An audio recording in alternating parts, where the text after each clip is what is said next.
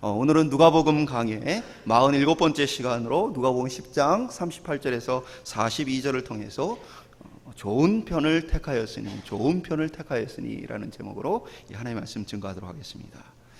많은 교회들이 사역 중에 이제 분쟁이 많이 일어나게 되어지는데, 특별히 분쟁이 많이 일어나는 사역 중에 하나가 식사 준비입니다. 식사 준비를 하면서 다투고 마음 상하는 일이 상당히 많습니다.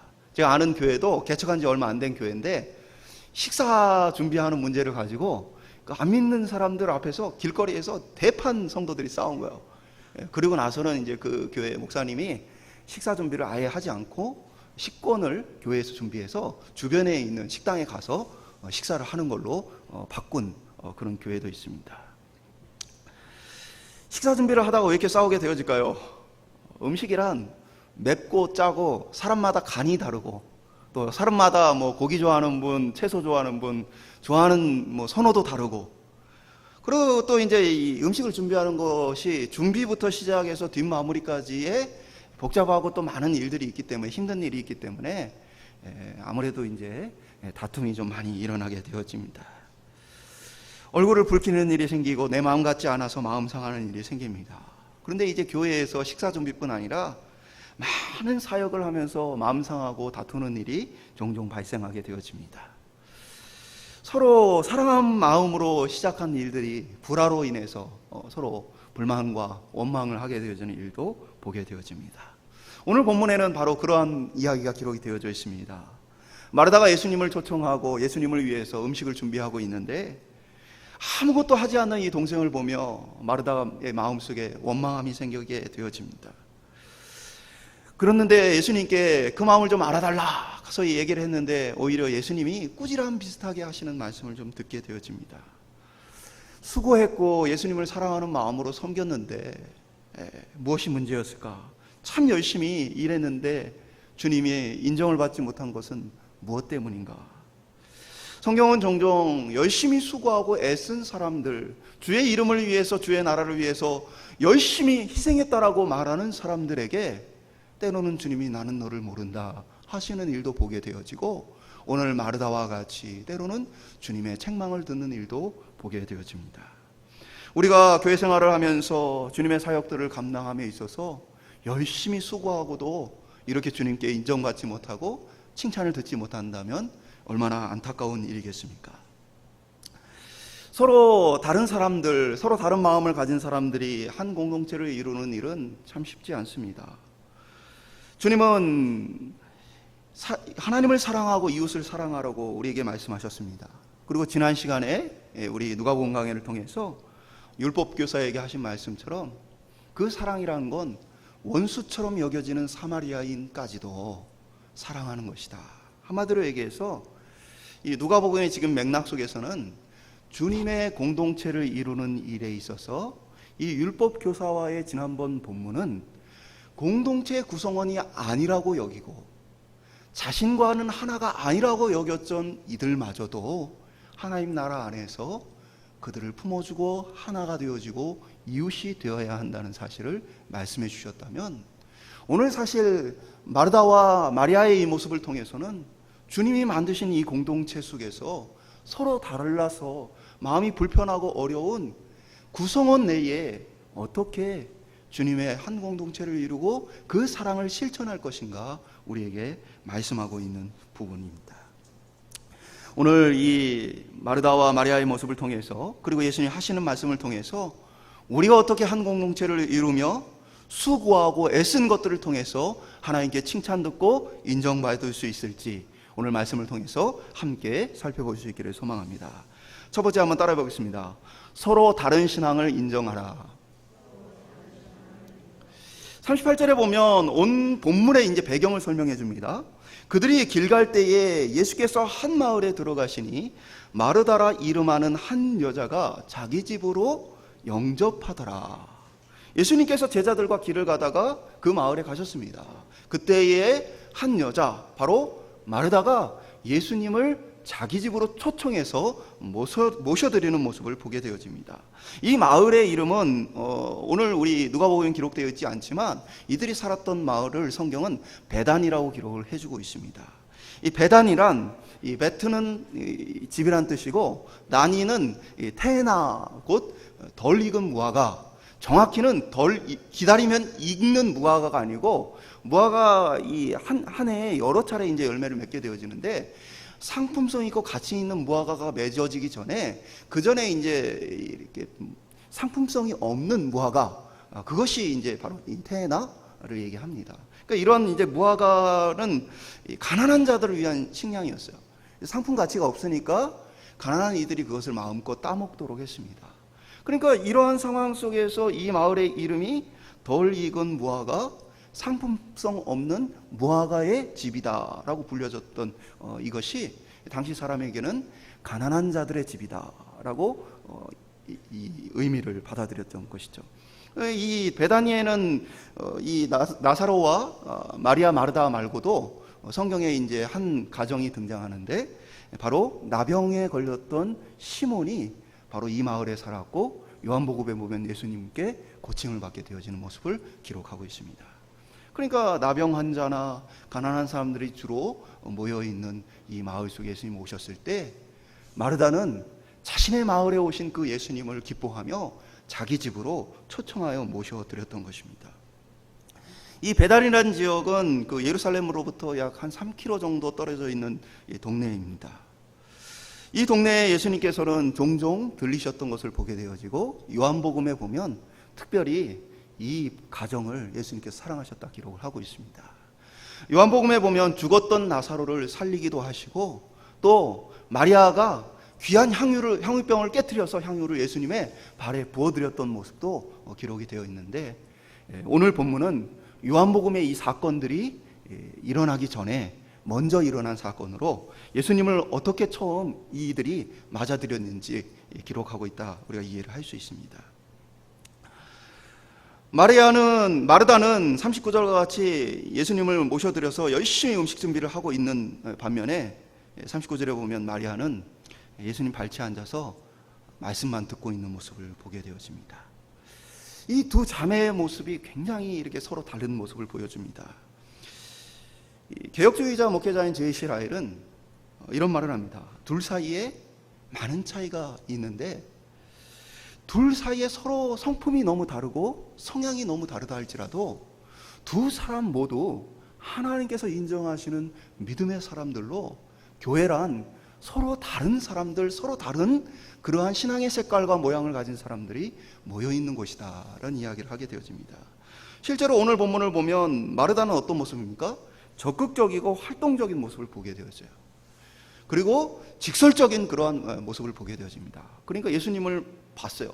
얼마나 많은 사람들이 예수님을 보고 싶었겠고, 많은 사람들이 예수님을 따라다녔습니까? 그런데 그 많은 사람들 앞에서 당당히 우리 집으로 가자고 마르다가 이렇게 요청하여 예수님을 모셔드리는 모습을 보면, 이 여인은 굉장히 당차고 적극적이고 그리고 아주 헌신적인 그런 모습을 가지고 있었던 걸 보게 되죠. 거기에 말씀을 전하고 계신 그 예수님 앞에 나가서 마음이 속상해서 어떻게 했어요? 예수님, 내 동생을 나하고 같이 일하라고 좀 해주십시오 하고, 예수님 말씀 전하고 있는데 끼어들어가지고 이 얘기할 정도면 얼마나 이 여자가 이렇게 당찬지, 이 모습도 좀 우리가 볼 수 있는 것이죠. 반면에 이제 마리아는 정적이고 사색적이고 자기의 어떤 것들을 잘 드러내지 않는 모습을 좀 보게 되어집니다. 교회란 그렇게 다양한 모습 속에 성도들이 모여 있고, 어느 것이 더 믿음이 좋다, 어느 것이 더 훌륭하다 여기는 것이 아니고, 각각의 믿음의 분량과 색깔을 따라서 함께 모여진 공동체다. 그들 모두가 위대한 믿음의 고백자다, 우리가 볼 수 있는 거예요. 실제로 보면 요한복음에 보면 이제 나사로가 병들어 죽어갑니다. 그때 예수님을 불러서 이 고침을 받고자 하는데, 예수님이 의도적으로 이 베다니로 향하지 않고 예루살렘으로 가버리십니다. 유다 다른 지역으로 가셔요. 그리고 나사로가 죽고 나서야 예수님께서 이 베다니 나사로의 집으로 찾아오시는 모습을 보게 되어져요. 그때 이미 나사로가 죽었는데 예수님께서 나사로가 살 것을 믿느냐라고 이 마르다에게 묻자, 마르다는 요한복음 11장 27절에 이렇게 고백합니다. 주여, 그러하이다. 주는 그리스도시요 세상에 오시는 하나님의 아들이신 줄을 내가 믿나이다. 그래서 마르다는요, 죽은 오라비를 살리시는 하나님의 거룩한 하나님의 아들이신 예수님을 신앙 고백하는 그런 정도의 믿음의 소유자였던 것을 보게 되죠. 사실 그때의 이 마리아는요, 예수님을 좀 원망합니다. 예수님 일찍 오셨으면 우리 이 오빠 나사로가 안 죽었을 텐데요 하고, 사실은 이 마리아는 그 당시 예수님을 좀 원망하는 모습을 좀 기록하고 있어요. 그러나 또 우리가 잘 알듯이 마리아는 어떻게 했어요? 마리아는 자신의 인생이 걸려있는, 자신의 삶은 담은 향유를 깨트려서 예수님의 발에 부어드렸던 또 위대한 신앙의 고백자이기도 했습니다. 그러니까 이 두 자매는 둘 다 완벽한 신앙을 갖고 있는 것은 아니지만 둘 다 위대한 신앙의 고백자들이었고 예수님을 잘 믿는 사람들이었다는 사실을 우리가 좀 알 수 있습니다. 예수님께서 이들을 바라보시는 평가는 이들이 얼마나 많은 일을 하고 있느냐에 있지 않아요. 예수님이 이들을 바라보시는 평가의 기준은 그들의 마음입니다. 오늘 본문에도 예수님은 마르다의 마음에 대한 이야기를 많이 하십니다. 비록 열심히 지나쳐서 실수했지만 예수님은 마르다가 예수님을 영접하고 환영하고 예수님을 사랑하고 예수님을 높이고자 했던 그 마음을 다 이해하고 계셨어요. 그리고 실제로 이 마르다의 마음을 한글 성경에는 잘 드러나 있지 않지만 예수님을 정말 사랑했다는 이 고백을 이렇게 우리가 원문을 보면 좀 더 알 수 있는데, 그들이 함께 그 마을에 들어가셨어요. 그렇죠? 그들은 누구예요? 예수님과 예수님 제자들이죠. 근데 한글 성경에는 기록되어 있지 않지만 단수로서 그를 영접했다라고 기록하고 있습니다. 마르다가 실제로는 예수님 제자들 오지 마세요 하고 예수님만 데려갔을까요? 아니겠죠. 예수님 제자들과 함께 예수님을 모시고 음식 준비를 하고 영접을 했을 겁니다. 그럼에도 불구하고 이 헬라어 원어 성경에는 그들이 함께 갔는데 마르다가 그를 영접했다, 예수님을 영접했다라고 기록하고 있어요. 그것은 마르다가 예수님을 얼마나 사랑했고 예수님을 얼마나 귀하게 여겼고 그 관심과 생각이 예수님께 초점 맞춰져 있음을 이 헬라어 성경이 강조를 하고 있는 거예요. 그러니까 그러한 신앙의 아름다운 모습을 우리가 비록 마르다가 실수를 했다고 해서 그를 부족하거나 잘못되었다라고 오해를 해서는 안 된다는 사실이에요. 그 마음은 진실했고 그 마음은 온전했어요. 사실은 이제 오늘날 교회는 이러한 실수보다도 오히려 반대로 교회 일을 많이 하는 사람을 믿음이 좋다라고 착각을 합니다. 그래서 얼마나 많은 일을 하고 있느냐, 이것이 마치 그 사람의 믿음인 것처럼 잘못 포장되어져 있는 모습을 보게 되어져요. 주님의 평가 기준은요, 얼마나 많은 일을 하느냐에 있지 않아요. 주님의 평가 기준은 그의 마음에 무엇이 있느냐를 보시는 거예요. 주님은 마르다가 비록 열심 가운데 지나쳐서 부족한 모습이 있었지만 주님을 사랑하는 그 마음을 알고 계셨어요. 마찬가지로 오늘 우리는 우리 안에 서로 신앙의 모습이 다르고 또 우리 안에 성품이 다르고 우리 안에 상황과 형편이 서로 다르다는 것들을 이해해야 합니다. 교회가 공평하고 공정한 것은요, 똑같이 일을 하기 때문에 공평하고 공정한 게 아니고요, 받은 은혜대로 받은 현실의 상황 속에서 자신의 믿음을 따라서 자신의 형편을 따라서 주님을 사랑할 때 그것이 공평하고 아름다운 것입니다. 예를 들면 세상에서도 세금을 내는데 얼마를 버느냐와 관계없이, 지금 가족들이 몇 명인가에 관계없이 똑같이 세금을 거둔다면 그것을 공평하다 할 수 있겠습니까? 하나님의 나라 일도 마찬가지라는 거예요. 그래서 우리 안에서 서로 성품이 다르고 서로의 지금 처한 형편이 다르고 서로의 처해 있는 상황이 다른 모든 것 앞에서 겉으로 보여지는 것으로 서로를 평가하지 않는 저희들이 되어주시기를 소망합니다. 그런 것이 아니고 그 속에 주님을 사랑하는 마음이 불일 듯 일어나기를 위해서 서로 기도해주고, 우리가 서로의 마음을 알지 못하고 그 중심을 다 알지 못하기 때문에 오히려 사랑으로서 인정하고 섬겨줄 수 있는 저희들이 되어주시기를, 그럼으로써 서로 다르기에 한 몸 되어지는 저희 교회 될 수 있기를 소망합니다. 똑같으면 한 몸이 안 돼요. 온몸이 다 눈 되어지면 어떻게 손으로 일을 하고 어떻게 발로 걷겠습니까? 눈도 있어야 되고 손도 있어야 되고 코도 있어야 되고 말하는 입도 필요한 것입니다. 오늘 저희들 가운데에 서로 다르지만 그리스도의 한 공동체를 아름답게 일으킬 수 있도록 서로 다른 신앙을 인정하는 저와 여러분 되시기를 소망합니다. 두 번째 따라 보겠습니다. 마음을 지키라. 주님이 보시는 게 그들의 마음이었다라고 기록을 합니다. 말씀드린 것처럼 예수님은 마음에 계속해서 많은 관심과 초점을 가지고 말씀하셔요. 40절에 보면 성경도 마르다는 준비하는 일이 많아 마음이 분주한지라. 지금 밖에 있는 상황에 보다도 뭐예요? 마르다의 마음에 대해서 성경 본문이 강조를 하고 있어요. 마음이 분주했다.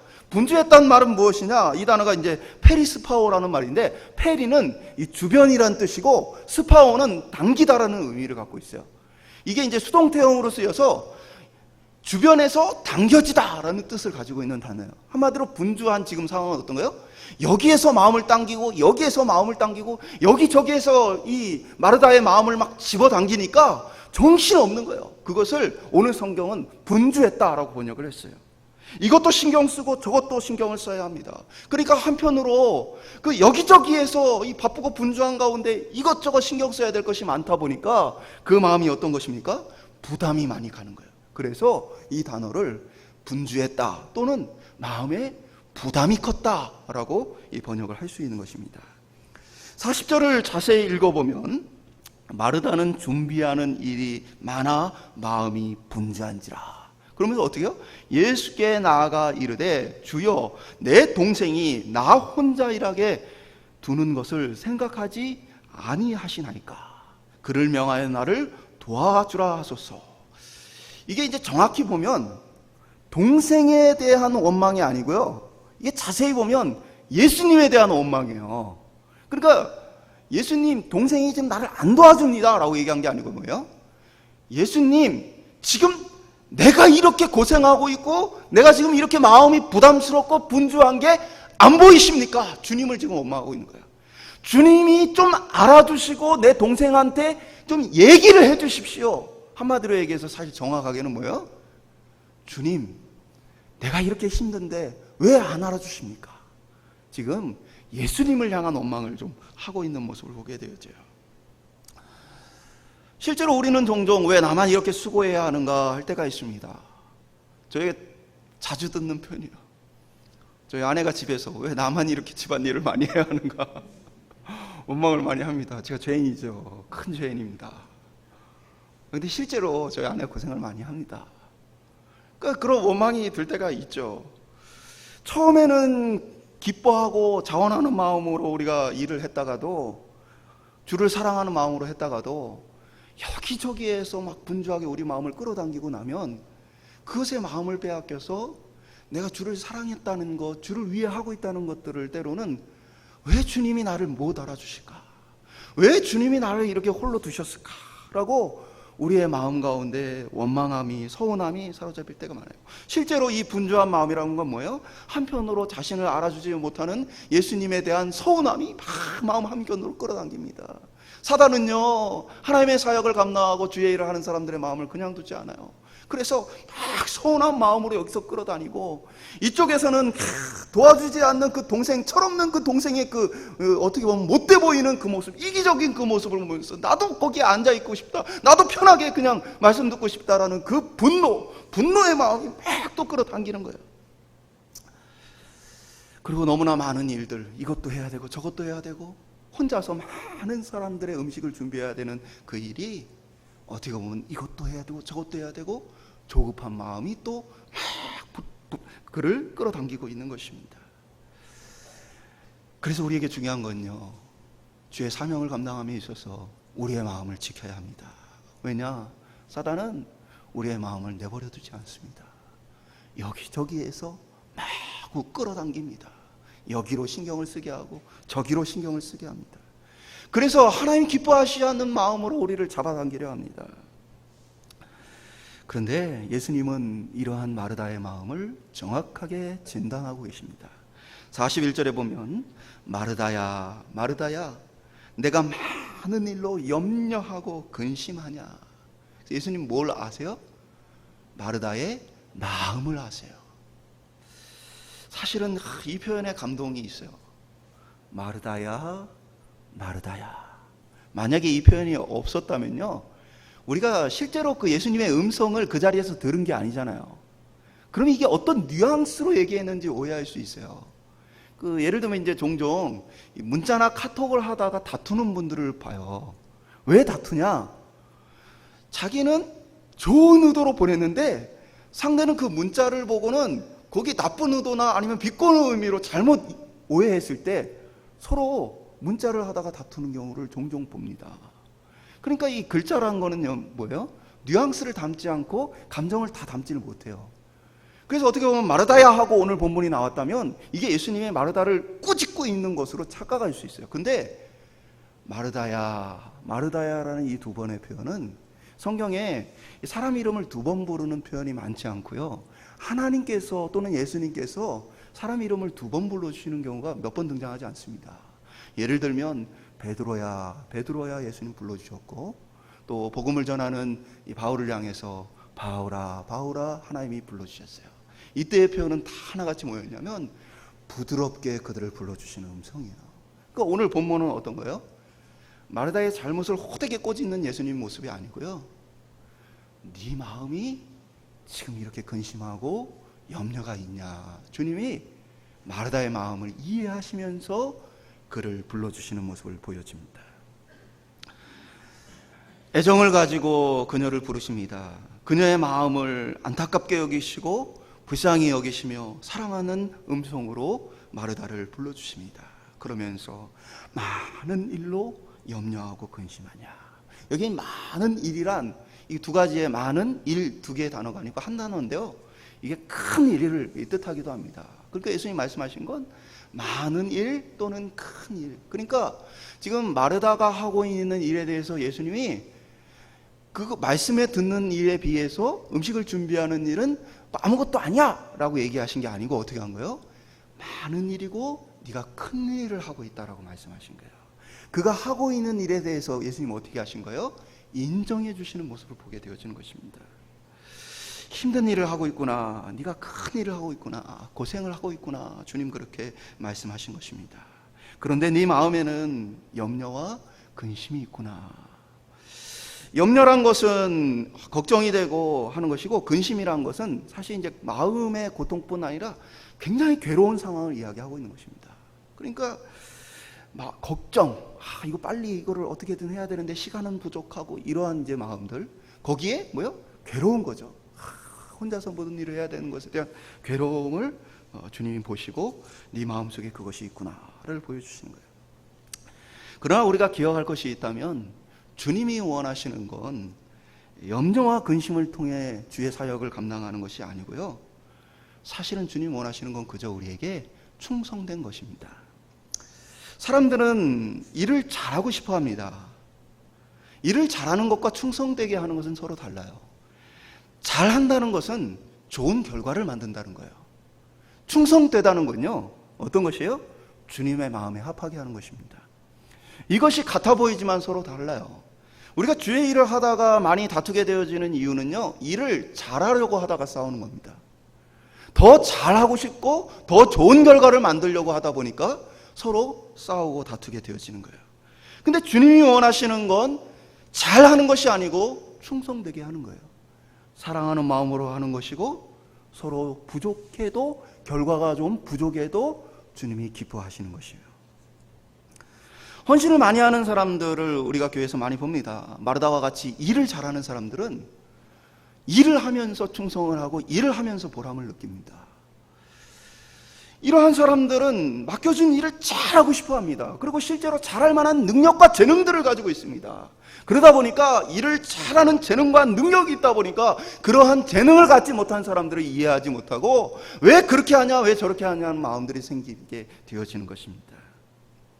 그래서 중요한 것은 일을 잘하려고 하지 말고 일을 충성되게 하려고 하는 것이 필요합니다. 신방을 가다 보면 종종 너무나 마르다와 같은 마음으로 음식을 잘 잘 대접하고 싶어 하는 분들을 만나게 되어져요. 그러한 분들은요, 종종 이렇게 합니다. 음식을 조금 더 마무리해야 되니까 먼저 예배드리고 계세요. 그러니까 음식을 맛있게 해야 되는데 이제 조금 마무리가 부족해서 자신은 그 음식 준비를 하고 있을 테니 먼저 예배를 드리고 계세요 라고 얘기를 하는 거예요. 신방을 왜 하는 것입니까? 신방 그 집에 온 건요, 그분의 삶을 바라보고 그분의 이야기를 듣고 그분과 함께 서로 이해하며 하나님의 가족으로서, 하나님의 구성원으로서 무엇을 위해 이 가정을 놓고 기도해야 할지, 이 가정을 놓고 어떻게 사랑으로 돌봐야 될지를 눈으로 확인하고 보기 위해 신방을 하러 가는 겁니다. 그 이야기를 듣고 삶을 듣기 위해서 그 자리에 가는 것입니다. 그런데 만약에 먹기 위해서 신방을 한다면 그거는 목사가 아니고 뭐예요? 먹사입니다. 먹사. 근데 먹사가 아니고 뭐예요?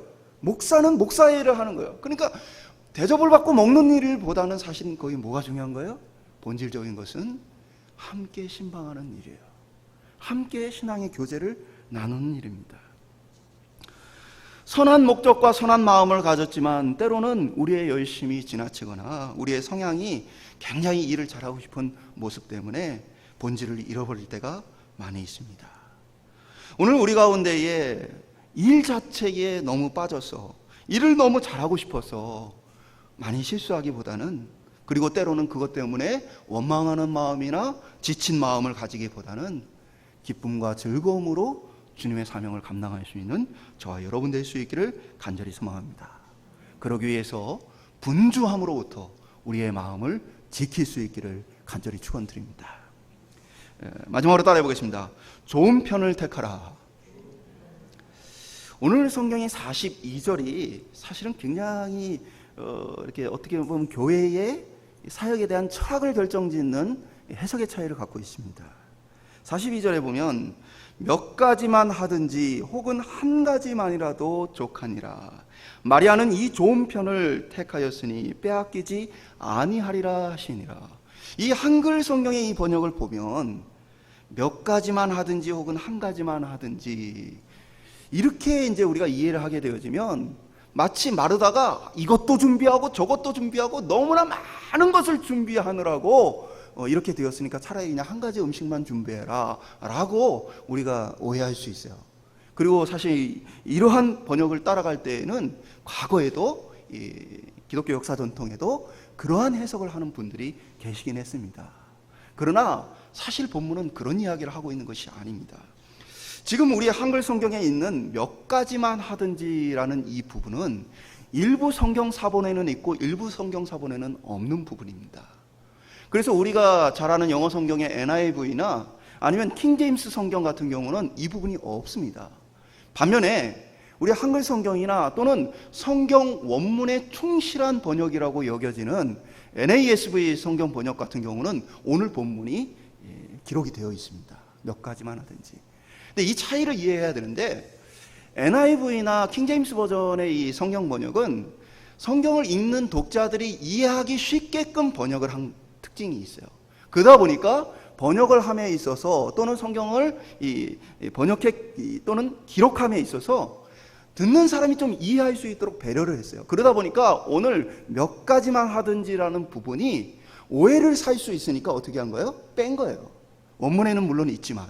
그래서 한글 개역 개정판 성경은 원문에 충실하려고 하는 성경 중에 하나입니다. 그래서 이것이 좋고 저것이 나쁜 건 아니에요. 우리가 이해하기 쉽게끔 번역된 쉬운 성경과 같은 것도 좋은 말씀입니다.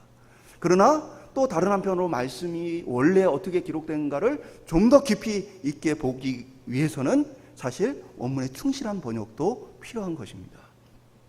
그러니까 간단히 말씀을 드리면 오늘 이 구절은 예수님이 여러 음식을 준비하지 말고 한 가지 음식만 그냥 준비를 하고 빨리 와서 같이 예배를 드리자라는 얘기가 아니시고 뭡니까? 예수님은 지금 음식을 준비하는 일과 사실은 지금 이 여인이 이렇게 예배를 드리고 있는, 말씀을 듣고 있는 이 동생의 일을 보시면서 더 좋은 편을 동생이 택했다는 이야기 사실은 하고 계신 것입니다.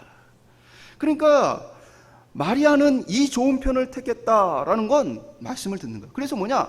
한 가지만이라도 족하다는 얘기는 뭡니까? 예수님의 의도는 내가 먹지 않아도, 내가 배고프더라도 마르다야, 나는 너도 여기 앉아서 말씀을 듣고 있으면 좋겠다는 얘기를 하시는 거예요. 그러니까 예수님이 처음부터 꾸짖지 않고 강하게 얘기하시지 않았던 이유는 어디에 있어요?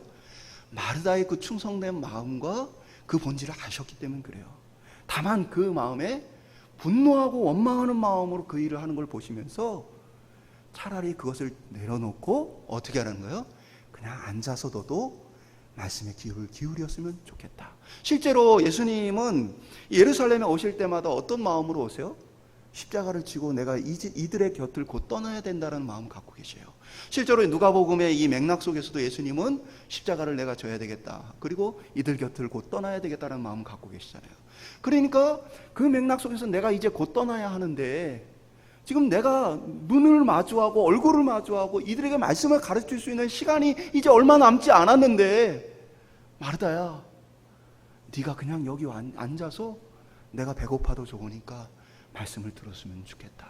그리고 말씀을 듣는 것 이 한 가지만으로도 우리의 영혼은 완전히 모든 것이 가능하다, 부족함이 없다, 족하다 라고 말하는 거예요. 우리의 영혼을 구원하는 것은 사역이 아니고 하나님의 말씀을 듣는 것이다 라고 이야기를 하고 있는 거예요. 제가 방송실에 섬기던 한 자매를 통해서 이런 고백을 들었어요. 이 자매가 이제 큰 교회에 이제 방송실을 섬기고 있는데, 어느 날 이런 얘기를 합니다. 예배를 섬기면서 드릴 수 있게 된 지가 한 3년 정도 지나서야 가능하게 됐습니다 라는 얘기를 해요. 무슨 얘기냐면, 방송실에 들어가면 예배를 드리겠어요, 안 드리겠어요? 예배를 드리죠. 거기서 예배가 중계되는 모든 음향, 마이크 이런 거 다 조절을 하잖아요. 카메라도 조절을 하고.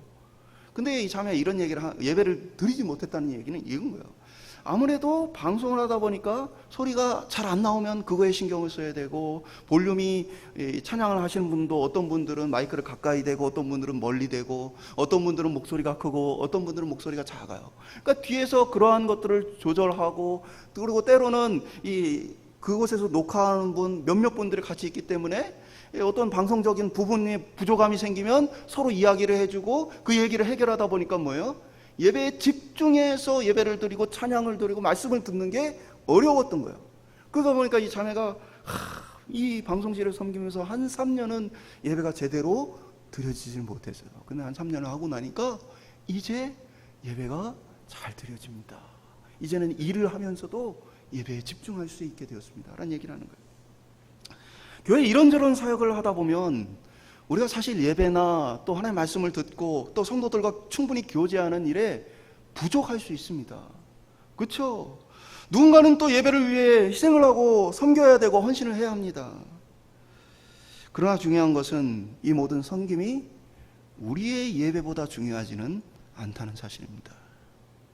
이게 왜 교회의 이 사역 철학이 되어지냐, 이 말씀이. 어떤 교회는 사역을 위해서 이 예배하고 영혼의 돌봄을 하는 것에 대해서 어쩔 수 없는 것으로 생각하는 교회가 있습니다. 제가 한 청년이 교회를 옮겨왔어요. 이 청년이 작은 교회에 아주 기둥과 같은 일꾼이었어요. 왜 교회를 옮겨왔느냐라고 물었어요. 이런 얘기를 하더라고요. 제가 작은 교회를 섬겼는데 제가 찬양 인도도 하고 교회 청소도 하고 이제 교회 일꾼이 많지 않다 보니까 이 청년이 어마어마하게 교회를 많이 한 거예요. 그러니까 평일날에도 교회 가가지고 교회 뒷정리하고 뭐 다 한 거예요. 그런데 직장생활 하면서 교회 섬기고 이런 것도 너무 힘이 들고, 매주 찬양도 하루만 인도하는 게 아니고 주중에도 나와 찬양 인도를 하고 이러니까 너무 지친 거죠. 그래서 목사님께 말씀을 드린 거예요. 목사님, 저 너무 힘이 들어요. 목사님, 이걸 다 하기가 너무 힘이 들어요. 몇 달을 얘기했는데도 이분이 안 들어주는 거예요. 그러면서 오히려 새로운 계획을 짜가지고 새로운 사역을 맡기는 거예요. 이 청년이 제가 견디다 못해서 이제는 도저히 힘이 들어서 그냥 교회를 옮겼습니다 라는 이야기예요. 잘못된 사역이에요. 교회의 본질은 무엇입니까? 영혼을 구원하는 것이고 예배를 드리는 것입니다. 우리가 사회적인 봉사도 필요하고요. 주변의 사람들을 위한 사역을 하는 것도 필요합니다. 그러나 그 모든 것은 본질적인 사역을 통해서 자연스럽게 할 수 있는 만큼 섬기면 됩니다. 그러나 때로 해야 될 일, 하고 싶은 일들이 많아지면 분주함이 생기고 그 분주함 가운데 서로 갈등과 고통이 많이 발생하게 되어진다는 거예요. 그래서 필요하다면 우리는 사역을 멈출 수 있는 용기가 필요한 것입니다. 여러분 힘들면 떠나지 마시고 얘기를 하세요. 힘들면 얘기를 하세요. 우리가 그거 조금 안 해도 돼요. 밥을 먹는 거 요즘에 안 하고 있잖아요. 좀 덜 하고 있죠. 안 해도 돼요. 예를 들면 우리가 뭐 교회 청소 매주 하는 거 한 달에 한 번 해도 돼요. 물론 저는 성격이 좀 털털해서 그런데 꼼꼼한 분은 못 참을 수 있는데 우리가 하고 있는 일들을 좀 덜 해도 괜찮아요. 봉사하고 있는 거 섬기는 것 덜 해도 됩니다. 중요한 건요, 내 영혼을 돌보고 내 자신의 마음을 살펴보는 것입니다. 주님은 너무 많은 일로 너무 많은 부담으로 어려워하는 마르다의 마음을 아시기에 그걸 내려놔도 된다 마르다야. 나 오늘 밥을 안 먹어도 괜찮다 마르다야. 그 얘기를 오늘 하고 계신 것입니다. 오늘 신앙인들에게 골방기도 같은 것이 필요한 이유가 어디 있습니까? 사도 바울은 골방기도를 하기 위해서는 부부간에 함께 사는 것도 잠깐 떨어져도 괜찮다고 얘기를 했어요. 왜 그런 얘기를 했겠어요? 부부간에 함께 살던 건 잠깐 떨어진다는 얘기는 밥도 안 해주고 잠자리도 그냥 따로 하고 잠시 떨어져 지낸다는 거. 근데 왜 사도 바울이 그 얘기를 했겠어요? 일상적인 삶을 사는 걸 무시해서가 아니라 그의 영혼을 놓고 그 영혼의 가치가 중요하기 때문에 그런 거예요.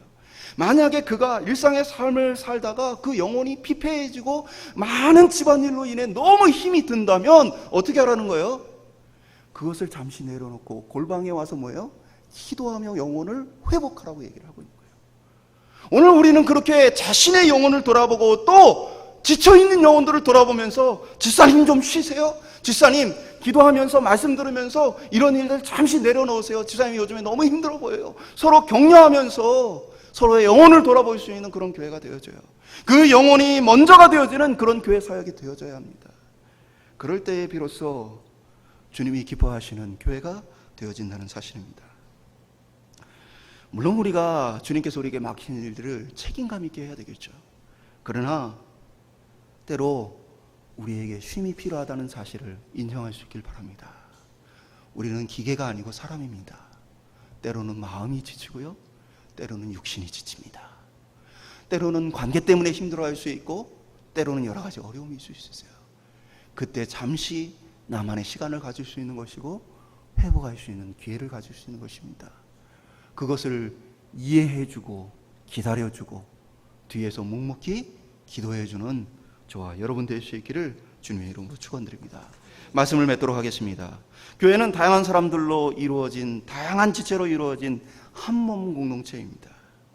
서로 다른 성품과 기질을 가지고 있습니다. 어떤 이들은 앞장서기를 좋아하고 어떤 이들은 뒤에 숨어 돕기를 좋아합니다. 어떤 이들은 많은 책임을 지기보다는 묵묵히 따라가는 것을 좋아하기도 합니다. 어떤 이들은 섬기는 것을 좋아하고 때로는 섬김을 받는 것을 기뻐하는 사람도 있습니다. 이것이 좋고 나쁜 것이 아니고 우리는 우리의 주어진 상황과 형편과 또 우리의 성품을 따라서 주님을 따라갈 뿐입니다. 오히려 내가 섬길 수 있는 것에 기뻐하고 내가 베풀 수 있는 것에 기뻐하고 내가 일할 수 있는 것에 기뻐할 수 있으면 됩니다. 똑같이 일하는 것이 아니고 내가 받은 은혜만큼 일하고 힘들 때는 서로 이해하고 멈춰설 수도 있는 것입니다. 눈앞에 보여지는 것이 중요한 것이 아니고 우리의 본질과 마음이 중요한 것입니다. 혹시 내가 섬기는 일, 내가 하고 있는 일, 주님이 내게 맡기신 일 가운데에 원망이 생기고 불평이 생기고 힘든 것이 생긴다면 그때 우리의 마음을 돌아볼 수 있게 소망합니다. 우리의 영혼이 어떤 상태가 있는가? 내가 어떻게 이 영혼을 회복할 수 있을까? 내가 어떻게 주님을 더 사모하는 마음으로 다시 힘을 낼 수 있을까? 필요하다면 일을 잠시 멈춰서고 필요하다면 상담을 할 수도 있는 것이고 필요하다면 집중하여 기도하고 집중하여 말씀을 보는 시간을 갖는 것도 우리에게 필요할 것입니다. 주님은 우리에게 말씀하시는 거예요. 너의 영혼이 더 중요하다. 너의 영혼이 더 중요하다. 우리의 모든 사역과 모든 주님 맡기신 일들 가운데 신앙의 우선순위 가운데 우리의 영혼과 우리의 중심이 있기를 소망합니다. 그래서 우리의 마음을 지켜가면서 기쁨과 즐거움으로 주님이 맡기신 사역하는 저희들 되어줄 수 있기를 소망합니다.